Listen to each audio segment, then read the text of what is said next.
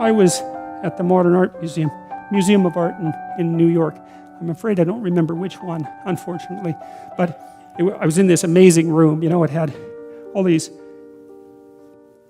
priceless paintings from the late Renaissance hanging in it.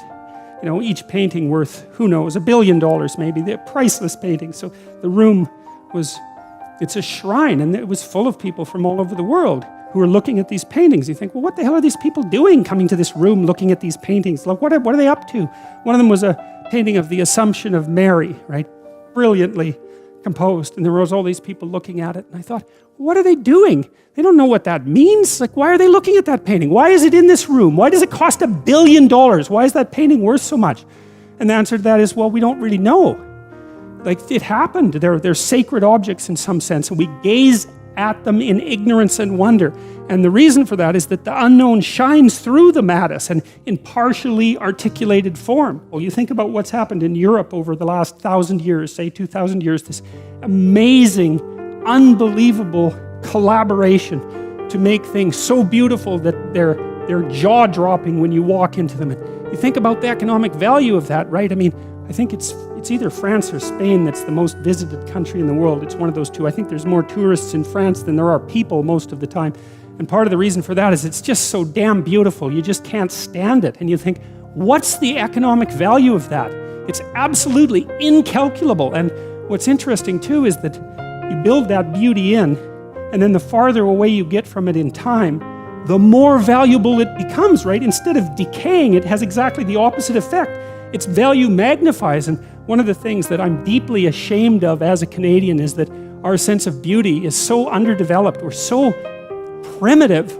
It's not even primitive, that's the wrong word, because, you know, I don't know what it is.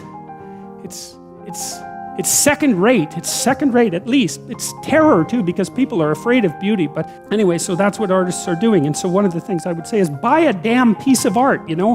Find one that really speaks to you and buy a piece of art, because you invite that into your life. And it's a look out if you do it. If it's a real piece of art, because you'll also get a little introduction to the artist, and then that'll seep into your life, and that'll change things like mad. But it's unbelievably worth it, because it opens your eyes to the domain of the transcendent. That's the right way of thinking about it. A real piece of art is a window into the transcendent. That's what it is. And you need that in your life, because you're finite and limited and bounded, right, by your ignorance and your lack of knowing. And unless you can make a connection to the transcendent, then you don't have the strength to prevail. Beauty is one pathway towards God. And if you can't find another pathway, then why don't you use beauty? I'm sure most of you do that with music.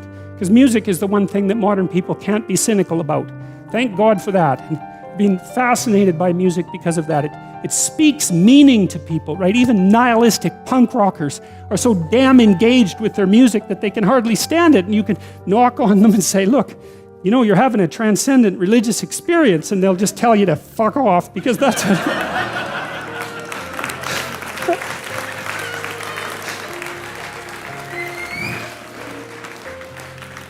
because that's what punk rockers have to do. But but that's still what's happening, you know. I mean, it's still what's happening. So, okay. So this is also why, you know, I've mentioned to people that they should clean up their rooms. That's become quite the internet meme. But I'm really serious about it, because it's really hard to do that. And I've been cleaning up my room, by the way, for about 4 months now, because my life was thrown into such a catastrophe, and also we were renovating. And so, but it isn't just that you clean it up, you also make it beautiful. And it's really hard to make something beautiful. And it's really worthwhile. And what's really cool is if you learn to make something beautiful, even one thing, if you could just make one thing in your life beautiful, then you've established a relationship with beauty. And then you can start to expand that relationship with beauty out into the world, like into other elements of your life. And that is so worthwhile. It's just incredibly, crazily worthwhile. And that's an invitation to the divine. You know, you have to be daring to do that.